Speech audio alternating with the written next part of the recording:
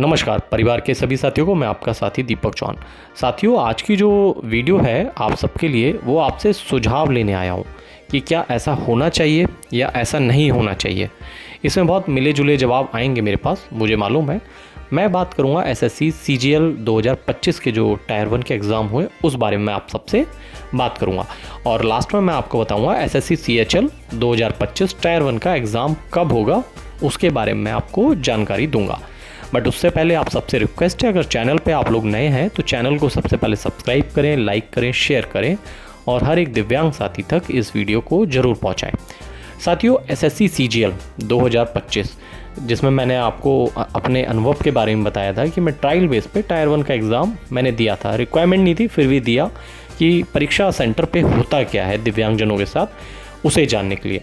तो पूर्ण वीडियो में आप देखेंगे, मैंने पूरा उसमें ब्रीफ किया है कि एसएससी ने जो गाइडलाइन जो परिवर्तन की गई थी उसको ना मान के 1 अगस्त 2025 की ही गाइडलाइन को माना उन लोगों ने कि हम अपना स्क्राइब प्रोवाइड आप सबको कराएंगे। और उसकी क्वालिटी क्या होगी उस बारे में नहीं बताया, बस ये बताया हम आपको स्क्राइब प्रोवाइड कराएंगे। ठीक है, उसकी क्वालिटी क्या होनी चाहिए, उसकी गुणवत्ता क्या होनी चाहिए, उस बारे में कोई चर्चा नहीं, केवल हम आपको स्क्राइब प्रोवाइड कराएंगे। तो जितने भी मेरे दिव्यांग साथी थे जो एसएससी सीजीएल टायर 1 का पेपर दे के आए, वो अपने अनुभव से उन लोगों ने मुझे बताया, या कुछ लोग जो मुझे जानते हैं यूट्यूब के माध्यम से, तो वो लोग मुझे यूट्यूब पे कमेंट्स करके भी बता सकते हैं अपना अनुभव कि एसएससी ने किस टाइप से आप सबको राइटर दिया था, यानी कि स्क्राइब किस तरीके का दिया था, क्या क्वालिटी थी। इवन हम सब दिव्यांग साथियों के साथ कितना सारा प्रॉब्लम फेस हो रहा था वो आप सब जानते हैं। साथियों, इस मामले को लेके केवल और केवल देश में एक ही ऐसे व्यक्ति हैं जिन्होंने हमारे दिव्यांगजनों की आवाज़ उठाई, आदरणीय एसके रुमटा साहब, जिन्होंने 1 अगस्त 2025 की गाइडलाइन को कुछ टाइम के लिए रुकवाया, यानी कि 31 दिसंबर 2025 तक उस गाइडलाइन को निरस्त कराया।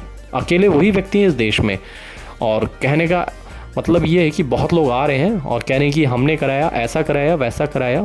तो उस चीज़ पर मैं ज़्यादा चर्चा नहीं करूँगा, उनका काम सिर्फ बोलना ही है, वो बोलना ही जानते हैं। बट आदरणीय एसके रुमटा साहब का बारे में बस ये कहूँगा, जो वो बोलते हैं वो करते हैं। स्क्राइब गाइडलाइन को 31 दिसंबर 2025 तक उन्होंने रुकवाया।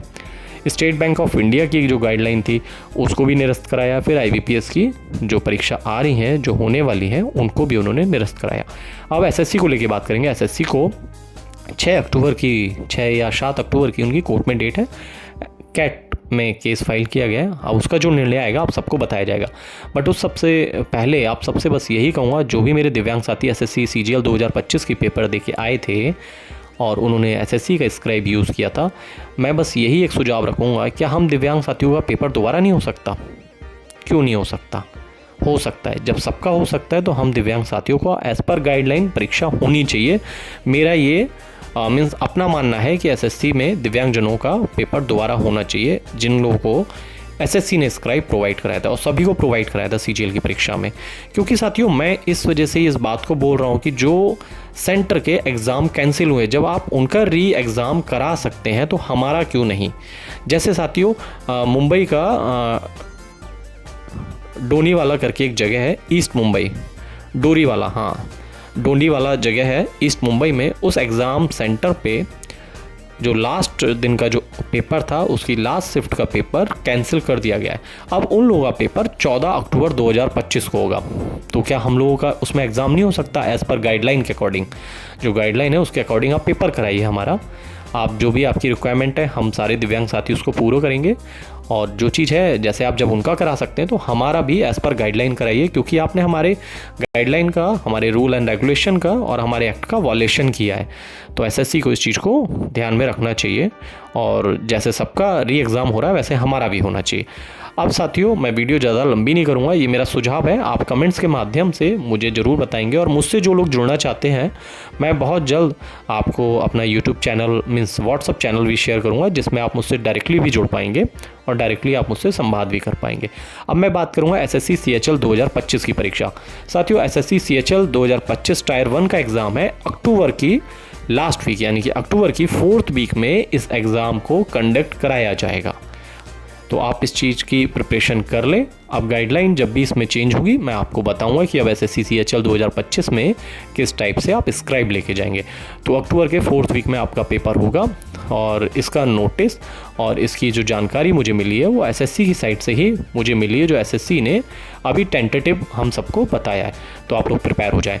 और SSC MTS 2025 की जब परीक्षा आएगी उसका जब डेट आएगा, एग्ज़ाम डेट, वो भी मैं आपको यूट्यूब के माध्यम से बताऊँगा।